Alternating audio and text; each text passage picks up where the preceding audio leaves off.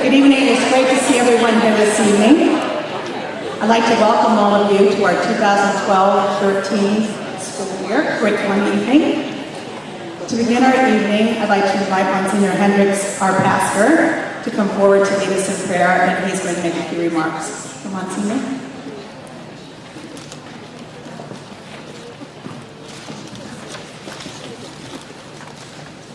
In the name of the Father, and the Son, and of the Holy Spirit, let us pray. Lord God, send your Holy Spirit among us this night so that we might do the best for our children. Give your spirit of wisdom and understanding to each of us who gather here so that what we produce here will be always for your good and your glory. And we ask this through Christ our Lord. Amen. In the name of the Father, and the Son, and of the Holy Spirit. Amen. It's always dangerous when they introduce the pastor and say he has a few remarks. I only do have a few remarks, and they will be very brief. I have good news, some very good news to tell you this evening, as well as some challenges to present. The first part of the good news is 2 weeks ago, I had dinner with a couple, and these people had no children at St. Brigid School ever. They're older than my age, so we were in our dotage. We began talking, and the gentleman said to me, "What do you need?" And I said, "I need iPads for my school."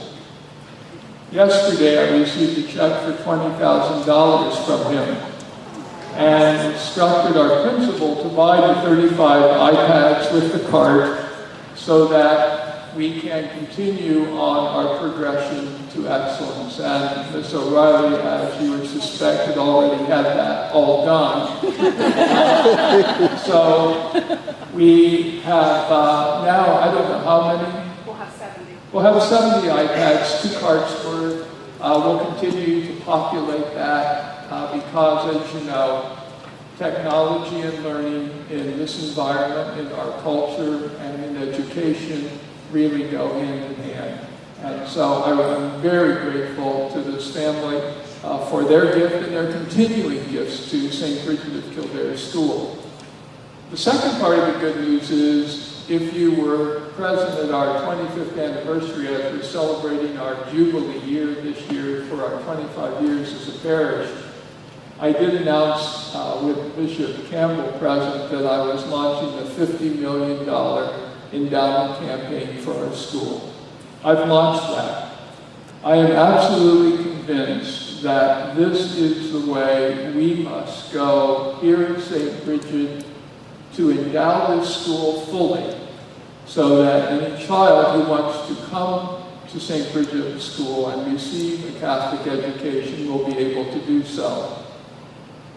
This is going to take a number of years, and I understand that because my background is funding. But in my first 2 calls, I received $1 million from one donor, another $1 million from another donor, and $100,000 from another donor. This is a wonderful kickoff. This is a wonderful kickoff for this particular $50 million campaign. It's going to take a long time to do this. We're doing it primarily with long-term and deferred gifts, estate gifts, planned gifts, equity gifts, and things like that, things of appreciated stock and real estate, etc. So we already have endowments set up in our school. We're using those each and every year for tuition assistance. These particular gifts, one of them is a straight cash gift, which I've already deposited. But we will continue to make progress for Catholic education. But I want to tell you, and this is my challenge, I am doing this only because I believe in Catholic education and because I believe that the key to success in the Roman Catholic Church, in our culture and in the future, is simply the way in which we transmit and pass on Roman Catholic values to our students, to our children. And my challenge is this: I need you to bring your children to Sunday Mass, if you're not doing so. And I will tell you, I see the lower grades next week. I'm sure I'm talking to the 50% of parents who do not bring their children to Mass on a regular basis. They must be in the lower grades. Next week I'll say, they must have been in the higher grades. But my point is absolutely clear. We need to bring our children to Sunday Mass each and every Sunday, because the sacrifice that you make for Catholic education financially, and the sacrifice that this staff and we make for Catholic education each and every day, is only to provide Roman Catholic values in our environment. And we have done that well. This is a school that is the best practices of any school in the diocese. It is a school that tests in the top 10% of any school in the nation, public or Catholic. It needs to be a school that has 100% participation in the sacraments of the Church. And I am watching. And I am working hard to make that happen. I had Mass with those students today. I spoke to them about a 5th century St. John Chrysostom and what he did for the Church, and why he did what he did for the Church, and why he was so eloquent. I don't pretend to be John Chrysostom, but I do want to tell you it is of vital importance to have your children surrounded by the Church, by the sacraments, and by the faith. My last part is I will work with our sustainability committee in our funding models to make sure that we continue to be successful. We are one of the few schools in the Diocese of Columbus tonight that has an increase in enrollment. We are one of the few schools, the only school in the Diocese of Columbus that has financial modeling that has been highly successful. I count on your participation here as we begin to uncover the common core of math and language arts and sciences that has been mandated for us, to do your level best, to bring your children to excellence in all ways, to nurture them as you have been nurturing them as children and in the faith. It's a pleasure to be with you. I hope that you enjoyed the presentation tonight. I thank our two presenters before we came in. I saw their presentation last evening. It is excellent. You will learn from it, embrace it, and all will indeed be well. Thank you so much.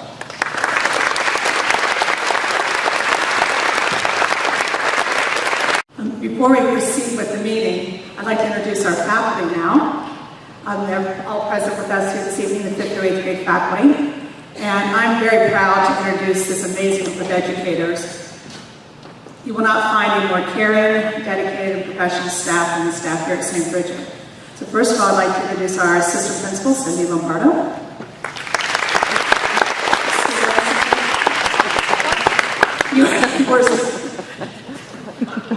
Beside her, Mrs. Jill Sakuti, please stand. They're so shy, can you imagine that? Mrs. Sue Kessler.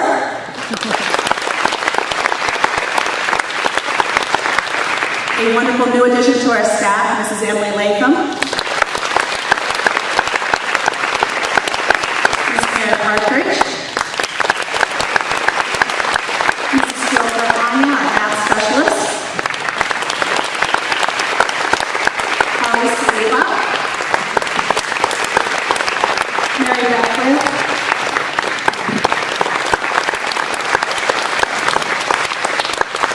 Mrs. Jen Lashari, Mrs. Sarah Martin, Mrs. Sarah Johansson,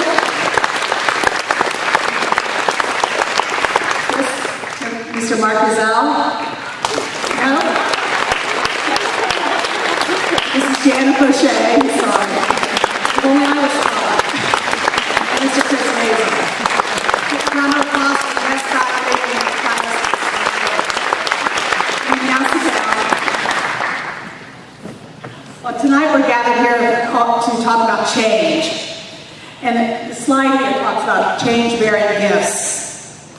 And change does come bearing gifts. A change, we are flipping our curriculum nights this year. This means that the traditional information that you would have heard about tonight in individual classrooms is going to be posted tonight on our website for you to view in your individual homes, or for that matter, anywhere. The teachers' packets are all posted as electronic documents, making it possible for you to access this material all throughout the school year. All of our teachers have created and posted videos as a way to introduce themselves and highlight important information.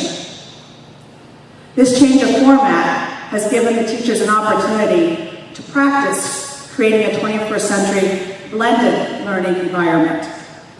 Meaning, we are using technology so that it's accessible anywhere to learn and introduce new material, and classroom time to individualize and reinforce. Tonight when you go home, or any time from the rest of the school year, you can find all these materials on our website under academics. Another change, the Math Common Core. The adoption of the Common Core standards has presented a wonderful opportunity for all of us here, teachers and administrators, to spend the last year and a half studying, talking with specialists, doing some curriculum mapping, and attending workshops to learn more about math processes, math skill development, and math instructional techniques. This opportunity for study has increased our preparedness to plan math instructional opportunities for each and every child, so that we can help every student meet the demands of problem solving and math applications that are needed to be successful in this 21st century. This opportunity is going to be also extended through this year and next year as we begin our study of the English Language Arts Common Core. So as you can see, curriculum change is definitely in the air. Tonight we are blessed with several informative speakers. I am sure that the information that they will share will address most of your questions. However, if they do not address some of your questions, there's an index card on your seat. Please use it to write questions and place it in the basket in the hospitality area, in the cafeteria. And then we're going to author an FAQ sheet that we will send home in the near future. If you would like an individual call or an individual email, just please note that also on the card. So on to the rest of the program. It is with great pleasure that I introduce our first speaker, Dr. Claire Kilbane. She is a former fourth grade teacher, which is when I first met Claire. She's an author, a professor at Otterbein, and a Catholic school advocate. Claire is going to talk with us about the national perspective of Common Core math. Following her will be two of our teachers from our math committee, Mrs. Jill Sacuti. Mrs. Jill Sacuti, you're English George, you're next year. Mrs. Jill Carpatna and Mrs. Carly Saliba, and they're going to talk about the St. Brigid initiatives and all of our studies over the past year and a half. It's with great pleasure I introduce Dr. Claire Kilbane.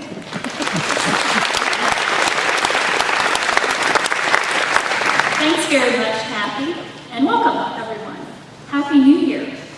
Maybe it still feels a little new to you. I know that in our house, where I have a third grader, it's still new. We're still trying to remember which days are June days. I'm glad that you're here, and I have a quote to begin us and to inspire you. This quote from Henry Ford should certainly start off of the year, and it should in fact inspire all the collaborations that go on between home and in school.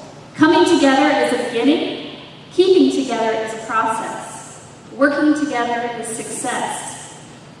You should all be credited for being here, that's the first step. And with many busy schedules and distractions and priorities, it is no small accomplishment that you're here in this space. But this is only the first step. The next step is to keep together. Keeping together means communicating with one another and appreciating one another's efforts and perspectives. And that, in this day and age of differences and diversity, can also be a challenge. But I know that this is a strong community, and that isn't a challenge for you. The greatest challenge for any school community is working together. Working together involves effort, it involves focus, it involves goals, and it involves being together on the same page with one another. And our efforts tonight, as part of Curriculum Night, are to make sure that everyone is on the same page and moving forward, working together toward the same goals. Fortunately, our faith tradition is consistent with this whole belief, and I have a strange feeling that God is smiling anytime He sees us working together. Have you ever wondered why children don't go to school in June, July, and August? I'm sure if I asked that question, I would get a lot of different answers. But in truth, the reason is because our children today are still attending school on an agricultural calendar. If you think about it, it makes sense that children would be off school during the time of year that parents would need them at home to do work.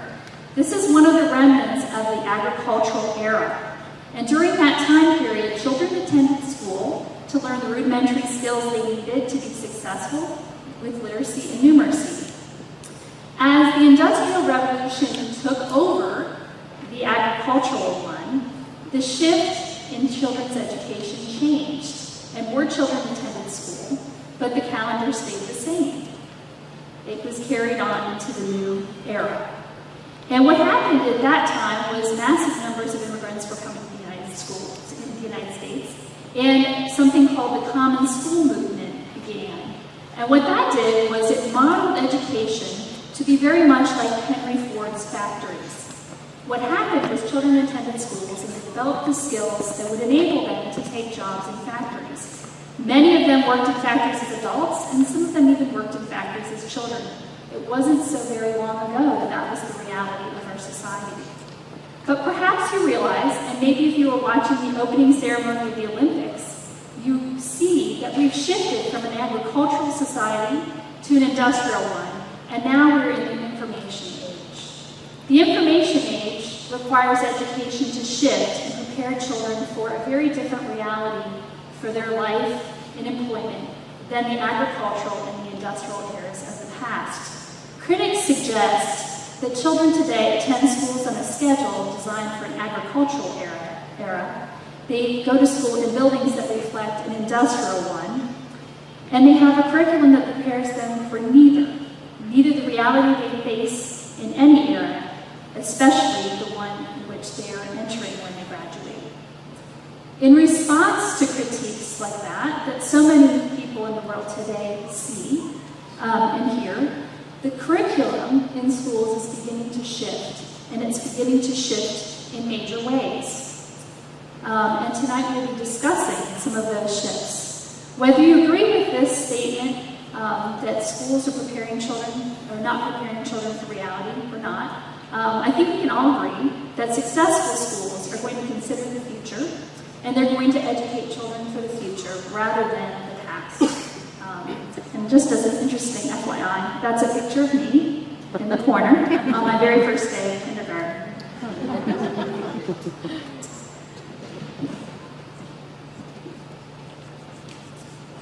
If the day's events that you've experienced haven't completely exhausted you by this point, perhaps you can reflect on your own schooling experiences and recognize that if you've gotten this far, they did a pretty sufficient job of preparing you for work and for life in the information age.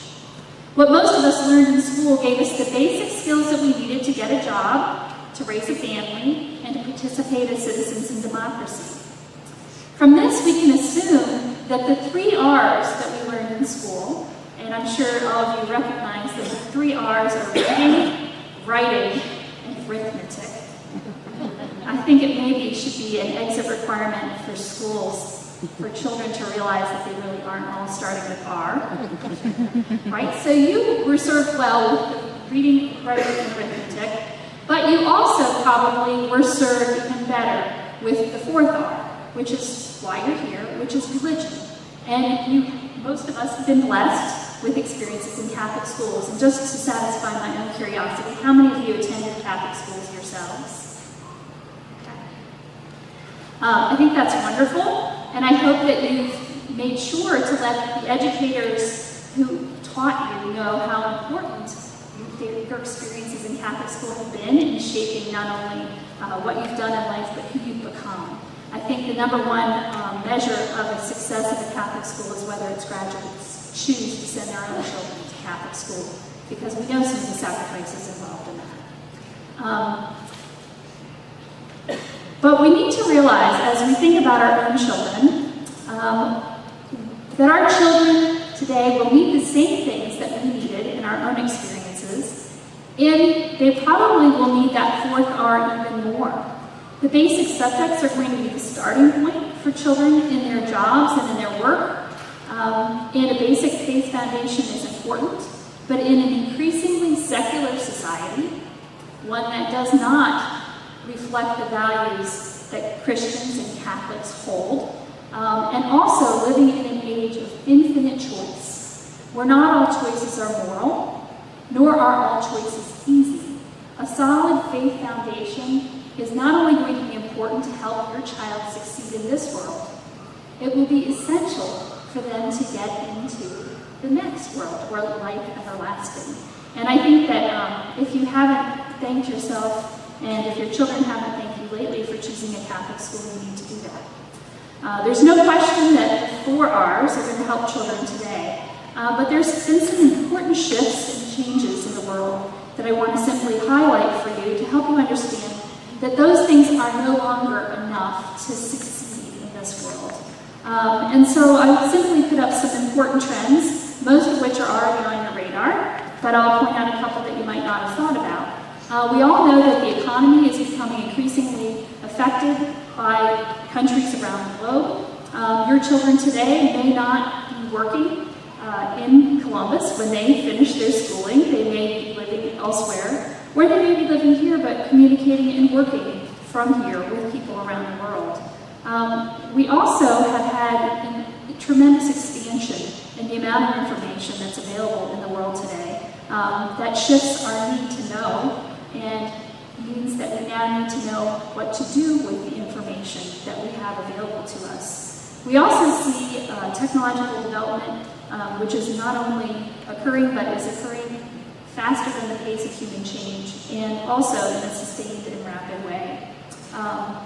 Educational inflation is a phenomenon that's occurred as more and more basic skills are required to do even entry-level work. Perhaps from your own experiences, you realize that what it took to get into the profession you're in now, 15 years ago, has escalated, and it's now more difficult to get into a beginning-level job with simply a high school education, or simply the ability to do well on a proficiency test. We've also seen that people need to not only learn in school, and not only learn until they are old enough to get out of school. We need to learn lifelong and lifeline in both their personal and professional lives. We need increased ability to communicate with diverse populations, and we need to recognize how to keep our moral compass straight when there's religious, moral, and ethical shifts in society. Okay, focusing a little bit more on employment, these might reflect some of the experiences that you've had in your career, but what we're finding, as I mentioned earlier, is that there's an increasing level of entry-level skills required for getting a job. That many people have multiple careers in a lifetime. Just a hand raise, how many of you are still in the career that you started in out of college?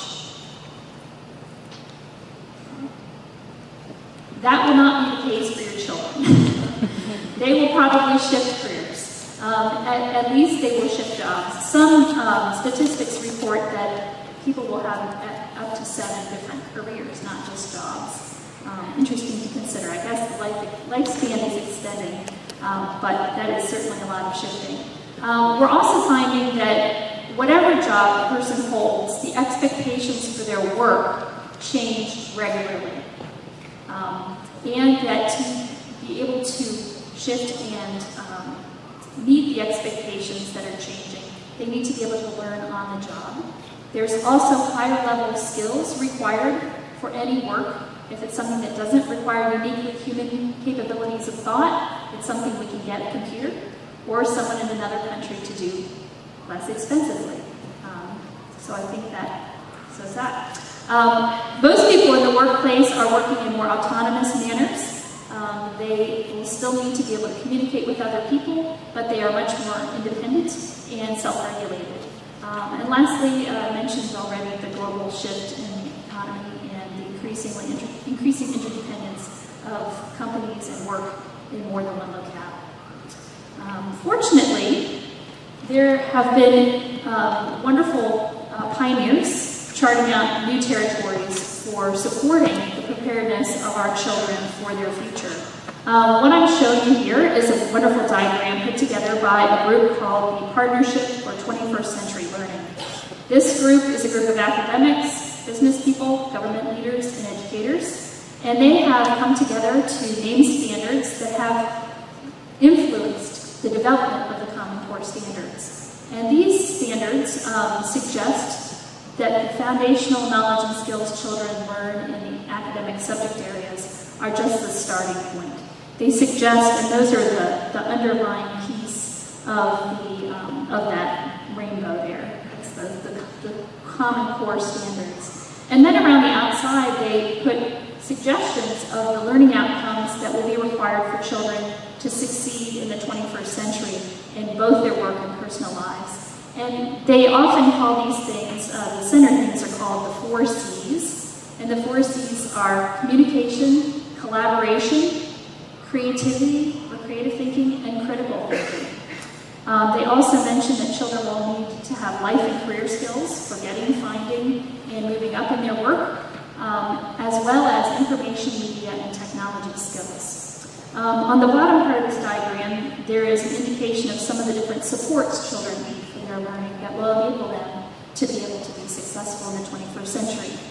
And this is just a more in-depth listing of some of the 21st century skills and learning outcomes. And more information about this is available on the internet if you're interested, and I do believe that there's a bunch of links that we're going to share. All right, so if we're going to continue to prepare learners for the future, what is taught in schools and how it is taught needs to be transformed. The curriculum is what teachers teach, and instruction is the term we use to describe the methods that teachers use to teach. And to be able to prepare kids for the 21st century, the subjects they teach will need to change, as well as the way those subjects are taught. More technology needs to be modeled. More innovative approaches to education need to be used to enable the kind of real-world skills that children are going to need to use in their lives. And that is where the Common Core comes in. Okay. You've probably heard this and you have some basic information, but we'll explain a little bit more. First of all, I would say that the Common Core is a new curriculum that's being implemented in 45 states and 3 U.S. territories. If you look at the map, all the states that are light orange are states that have adopted the Common Core standards.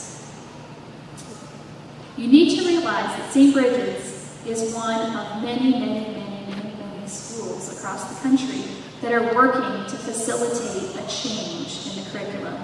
I will say that they're probably one of fewer schools that are actually sharing information about that change with parents. It cannot be overstated how important it is for the school to have support from parents in making this kind of a transition. And so you're to be applauded for coming, and St. Brigid's is to be applauded for inviting you to participate. Rest assured that if this big of a shift is happening, there is a great deal of effort going to support schools as they make the transition. At the local, state, and national levels, resources are being made available as teachers are learning the new curriculum and working to integrate it into their work. I will say that one of the most promising developments in this curricular shift is that the textbook companies and other publishers that create the instructional materials your teachers use will be able to consolidate the resources of those companies to create better materials, because instead of marketing their materials and designing them for 50 different states, they'll be able to address the same curriculum with their materials for multiple states, 45 states in fact. And so we could expect that teachers would have more powerful resources and better designed resources that they can use with students. I see that as real progress. Unless, of course, you work for one of those companies that's being consolidated. I'm not sure how that works out. But anyhow, St. Brigid is not alone in making the change. Although the existing curriculum in each subject has been changed and has always been changed, this represents quite a shift in the way that the curriculum is being delivered across grade levels. And that's what Carly and Jill will explain to you in just a minute. But the major emphasis to keep in mind is that the basic skills will still be taught, but the level of their teaching will be varied from what it has been, and the application of those skills will be more of an emphasis, and I'll illustrate that in a moment. Every school adopting the new curriculum will experience growing pains. Working together with support from parents is going to ease those growing pains. The school is going to ask you for your help in a moment, and they're going to work to educate you so that you can partner with their efforts. But it's very important to recognize and appreciate the effort that's gone into this shift from the teachers. You probably won't notice anything at home, but that's because the teachers have been working on this for a year and a half, and you know how hard teachers already work. This has been extra work for them. So teachers are going to need support, and so are you. We're not sure exactly what kind of support. This is new, but we have anticipated what some of those things might be. The important thing is going to be to communicate with the school and to partner with them, and not to let concerns about change, which sometimes are something that concern us and don't always bring out optimism, to not let those things get in the way of moving forward. All right, now we're going to do a little interaction. And we're going to do a texting poll. How many of you, well, we're going to find out. Okay. How many of you have your phones? See, this is a wonderful information-laden era. We are replete with digital devices. Get out your phone. We're going to use something called SMX polling, small message service polling. And the way this works is that you send a message to the top number, which is 37607. So instead of putting in your spouse's number, you're going to put in that number.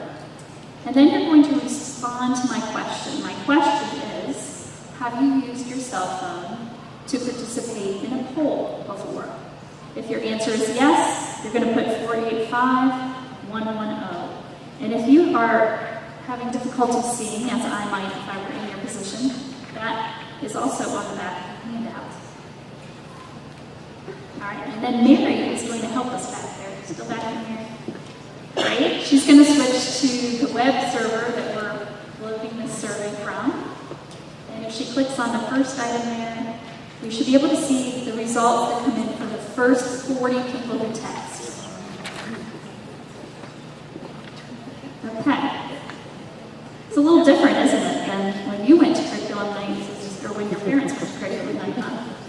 Okay, so what we've done right now is just we've received 40 responses, and as you can see, some people have done this before and aren't impressed at all with what we're doing, and some people are novices. Okay, thanks, Mary. Can we switch to the next slide?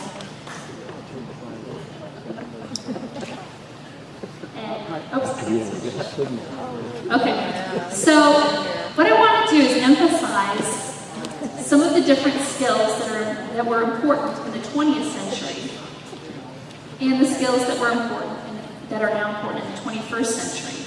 And what I want you to recognize is that these skills are very much what we have traditionally taught in school. and how we assess student learning in school. So I'm going to read these to you, and then in a moment I'm going to ask you whether you have used one of these skills today, 2 to 4 of these skills today, or all of these skills today. Okay? So in the 20th century, when we were training children to be ready to work in factories, the curriculum we developed and the way we taught prepared factory workers. So one of the most important things during the industrial era in the curriculum and the way schools were run was to teach children to be on time. We also taught them to respect authority figures, listen carefully, memorize important information, remember that information, complete procedures, read and comprehend, complete simple arithmetic, communicate effectively with others, follow instructions, check their work, and correct mistakes. Those are important skills, aren't they? But you can see how much of our school still retains the development of the skills that were needed for a different era. Okay, so what we're going to do is switch to the next slide. You're going to text again. You're going to text to the same number, but you're going to choose whether you use one of those skills, 2 to 4 of those skills, or all of the skills. And then Mary, in just a moment, will switch it and let us see the results.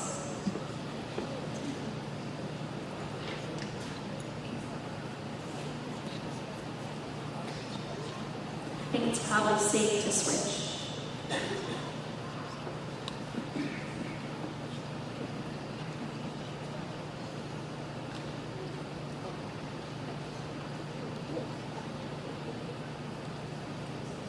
Okay. So 20th century skills are still necessary, and obviously those are skills we're still going to teach at school. But we're also going to work on shifting to develop new skills. And I have to say that teaching real-world skills in a classroom that is anything but the real world is a bit of a challenge. And so we may need to expand out with some help. Okay, we're going to switch back to PowerPoint and then bring up the next slide. Okay, these are some of the 21st century skills. And these are the skills that the Common Core is going to work to emphasize your children being able to practice and become competent in. They are figuring out what is needed, what needs to be learned to be successful in accomplishing a goal. Locating sources of information that can be used to expand knowledge when needed. Comparing information from various sources. Synthesizing information that's been learned to create new ideas and new knowledge. Evaluating the quality of information that's being read or used. Applying a strategy to solve a problem and evaluating the strategy's implementation and success. Reflecting on and learning from experience. Communicating with other people more effectively using media tools. And using technology to accomplish a goal. I made that list by looking at the Common Core and looking at what standards were being encouraged. I also made that list after reflecting on what I did on a day of work. What I'd like to ask you now is to think about which of those skills you use today and how many of them. I'm going to ask you to text whether you use 1, 2 to 4, or all of those skills.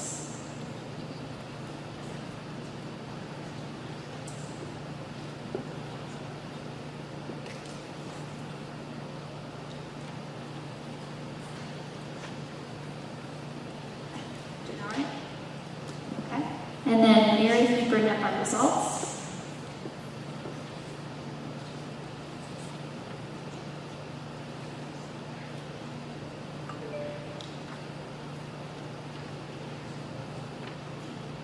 Okay, with 80% responding, they used all the skills. In the 21st century, we need the skills of the 20th century, but we really need to work to shift curriculum instruction to build these 21st century skills. I hope that hit that point home. I think what you'll see if you look at the Common Core standards is that all of the same content is still being taught, But the challenge is to teach it and then also apply it. So I don't know if we've lost any content, but what I would say is we're trying to teach more deeply and challenge students to use the content in more meaningful ways that more reflect the real world than the traditional curriculum has. And what I'd like to do is to introduce Carly, who's going to speak about the math curriculum changes. And from what I understand, the Diocese of Columbus is shifting its curriculum to Common Core over a 2-year period. This year, the math standards will shift, and then next year, the language arts will shift.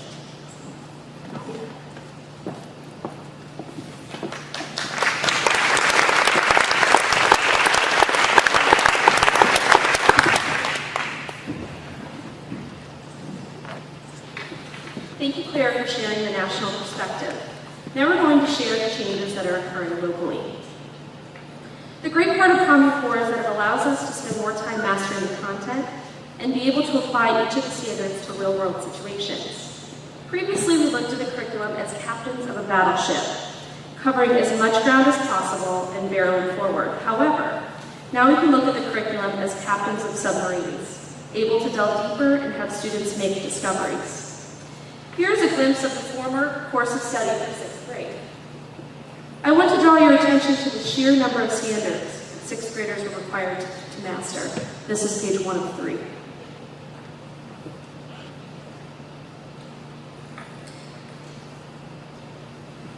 Now taking a look at the Common Core standards for 6th grade, you can see how there are much fewer. Now that the Common Core has been adopted, we are able to focus our attention on fewer standards, but are able to take the time to dig deeper. Jill Corfania is now going to share some of the ways St. Brigid teachers have been preparing for this time of transition and the adoption of the Common Core.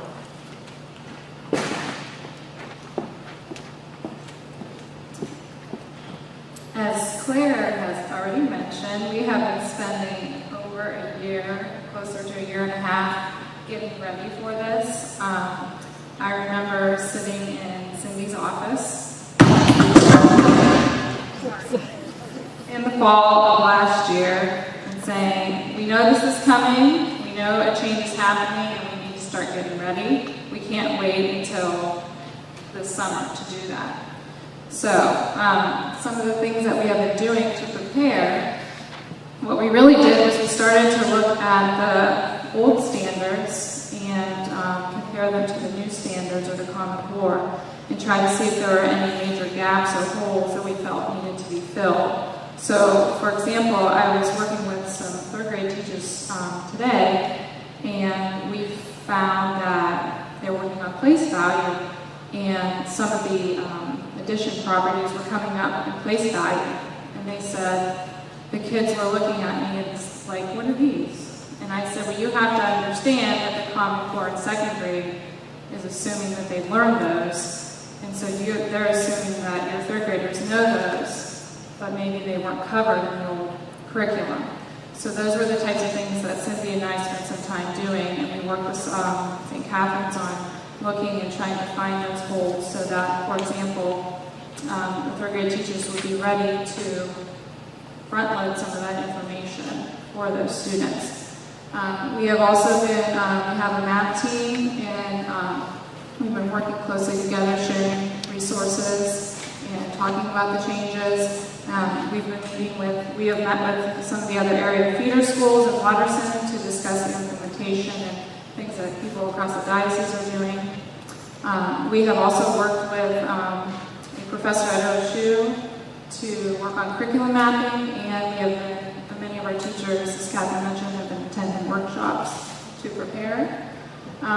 We are continuing to work on curriculum planning. We're focusing on the mathematical practices, which Carly will be talking about here shortly, and we're trying to emphasize writing in math because, as most people here, speakers have mentioned already, communication is so important when we think about math in today's world. Kathy and Cindy have graciously given all of the teachers common planning time during their week so that they have time to work on math planning, and I can support them with that.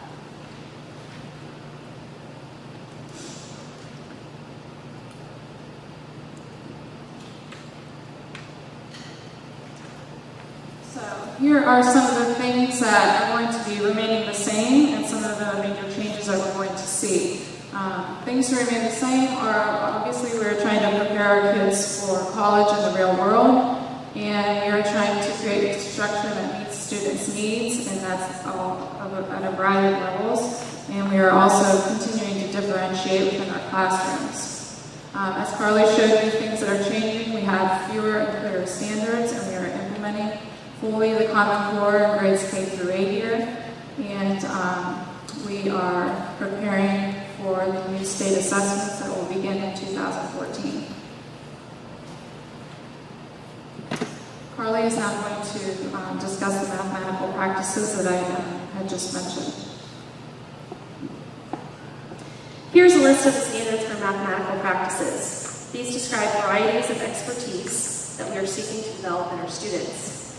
These practices rest on important processes and proficiencies with long-standing importance in mathematics education. The first of these standards include problem solving, reasoning and proof, communication, representation, and connections. They also include comprehension of mathematical concepts, skill in carrying out procedures flexibly, and inclination to see mathematics as sensible, useful, and worthwhile. That last one is my favorite. Here's a sample. Mary's going to shift in just a second to the posters that each of your children see in the classroom each day. Mary's just going to flip through these as I continue. Each poster focuses on a specific mathematical practice. There are 8 of them. As I'm sure you can tell, many of these practices were needed to help solve the problems you attempted before we got started this evening. The problem solving and answers to those problems are displayed in Yankee Hall for you to check out later on tonight.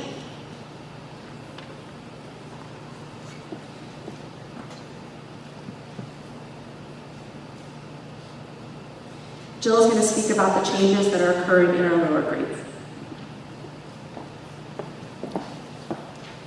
So in grades K through 2, basically there's a tremendous focus, and I know these are 5 through 8 parents, but just to give you a sense, that we're focusing on really on how numbers work. We're looking at number sense, number concepts, and data analysis, not just the creation of graphs, but actually analyzing and discussing and communicating about graphs and data. In grades 3 through 5, we are now beginning with fractions and then leading into decimal work, multiplication with inverse division, and then we are allowing the students, one of the big things with Common Core is allow them to develop their own strategies and methods for problem solving before we give them an algorithm or something like that, where we want to challenge them to come up with different ways and methods of doing their work.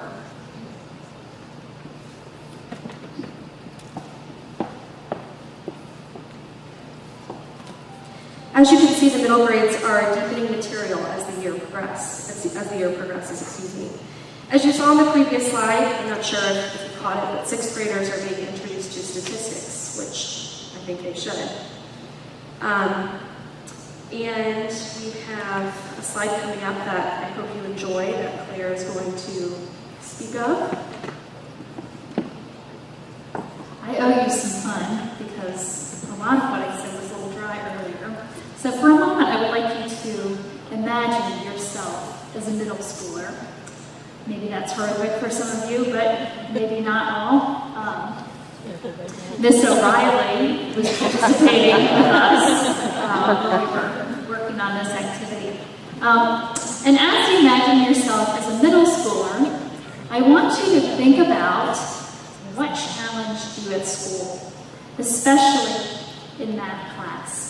Because one of the greatest challenges the middle school teachers had was figuring out some of the ways that students differ and trying to group children in groups so that they can do better and more focused teaching to meet their needs. As they were making these groups, they had to think about some of the different challenges that people face in math class. In a moment, as you might imagine, we're going to poll you. We're going to ask you which of these challenges in math got in your way the most as you were trying to learn. Lack of motivation for learning in general, understanding why learning math was important or worth the energy, feeling less capable in the subject than other students, being able to pay attention and listen to the teacher as long as is required, not being able to learn at your own pace, the kind and variety of instruction provided by the teacher, getting enough practice and opportunity to work independently, careless mistakes, remembering basic skills and having the ability to use them for new learning, sitting in a crowded classroom with lots of distractions, having to work alone without interacting with other people, not being able to use calculators or other tools, and not having the right amount of challenge. That's different, and working at your own pace. So what I tried to do there was to list some of the different barriers to learning successfully in math. I think that's a pretty comprehensive list. I think at one time or another I probably felt all of those, but one of those was certainly the most problematic for me. Perhaps you could reflect on that. And then we have different numbers, so that's one of the reasons we printed them, is there's a lot. Pick the one that was most influential to you. I want to see how it turns out.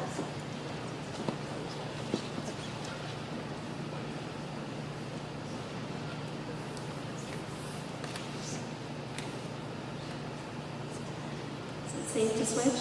Mary, can you switch to the Poll Everywhere site?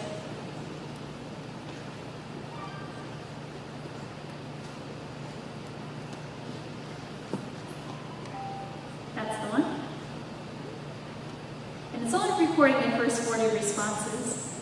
We're saving you money by using the free version.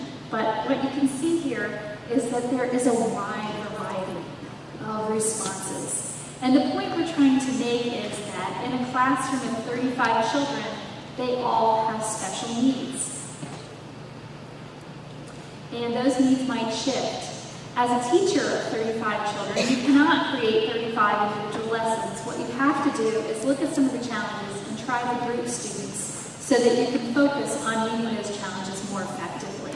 And so what I'd like to do is turn this back over to Carla, who's going to talk a little bit about how differentiation and grouping have been designed to support students with the new Common Core.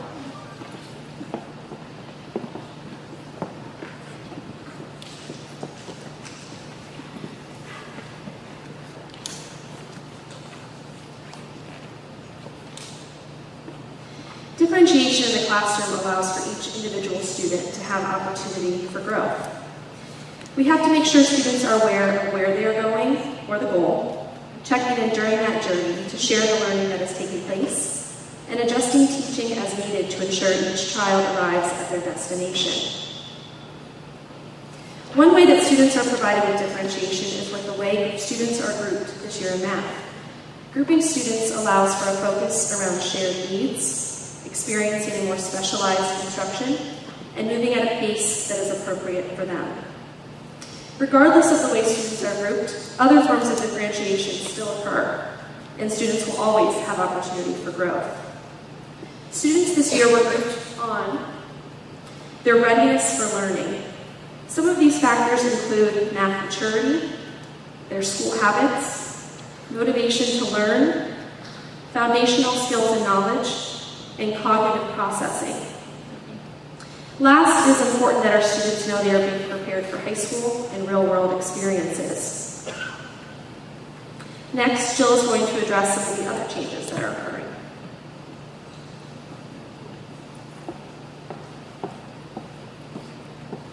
Taking into account our student needs and obviously the Common Core, we also spend a great deal of time doing textbook searching and looking at several different publishers and coming to an agreement on the textbooks that we are going to use. In K through 5, we're using a series called Go Math, and in grades 6 through 8, we're using a series called Big Ideas. Both of them are aligned with the Common Core, and both of them have a lot of technology components, which we know is huge in this age. And they have a lot of interactive games, resources for the students that they can access at home. They both also focus on vocabulary building, critical thinking, and there's a lot of differentiation activities and opportunities. And the good thing about these two series that we found was they were designed for the Common Core, while some of the others, They were trying to fit the Common Core into the old text. So we felt that was really a good alignment with the Common Core standards. As I mentioned, there are a lot of technology components to both textbooks. For grade 5, when we dismiss here and go to Inky, you will receive an informational letter that has the website that will allow you to access the textbook.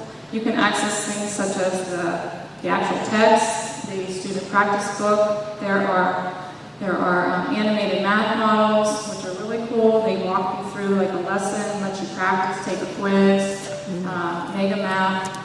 The teachers also have great resources in terms of the technology. There's an e-planner online, there are interactive lessons, and there are resources for the new assessment that we will be using in 2014. Big Ideas also has resources. The website is listed here. It's bigideasmath.com. Students can get on and get graphic organizers. They also have access to their textbook and practice book. Teachers also have a variety of tools that they can use with the students. With that in mind, since the Common Core is here, there will obviously have to be changes to our standardized testing. So for this school year, the turnover will be administered, and it will be assessing the students' knowledge from the prior year. So for the next school year, 2013-2014, the diocese is still looking into whether or not they're going to continue to use the standard turnover or if they will go to the Common Core turnover. If they choose to go to the Common Core turnover, the math will be in alignment because we are already currently implementing those standards. The downside of that would be that the ELA would be in the Common Core version, and we have yet to start implementing that.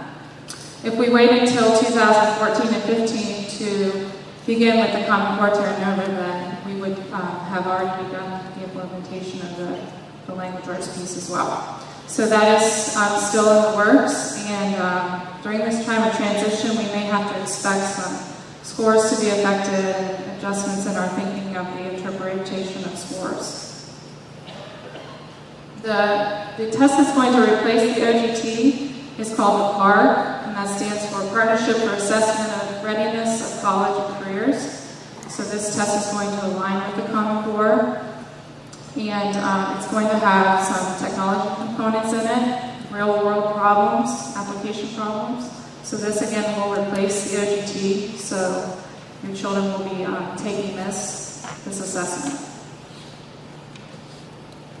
These are just some resources that we have found, come upon, that we thought would be good for parents to have. We will be posting these on our St. Brigid website along with some other variety of resources that may be helpful. We know this is a lot of information, so these are just some places that you can go to find some information if you still have questions. What we'd like to do now is ask 5th, 6th, and 7th grade parents if they would like to join us in Inky Hall. We have some materials set out for reviewing. We have some iPads set up with the Big Ideas website that I mentioned, so you can take a look at some of the technology resources. And we ask for the 8th grade parents to remain here in the gym, and I'm going to pass it over here to Ms. O'Reilly now. First of all, thank you to Claire, Carly, and Jill. A lot of information. I'm sure you must agree that everybody here has been working very hard to prepare for this grand event of the Common Core coming to St. Bridget. We will be dispersing in this moment, but I do need to recognize our technology coordinator, Mary Westendorf, who come from behind the curtain. She's going to speak behind the curtain. She did a great job. Thank you, Mary. Mary's been working very hard all summer too, so we need to recognize that to get our iPads ready to roll out this fall. So that's been a big project that she took on this summer. So again, thank you. There's refreshments in the cafeteria, coffee, cookies, water, and then Inky Hall will be open for your viewing pleasure. Mr. Sedona has graciously videotaped tonight, so if all the technology works, it'll be on our website. We'll put the PowerPoint up there and then the resources for the websites too. So thank you very much. 8th grade parents, stay for a few minutes and move up front. And we'll join everybody else in about 5 minutes.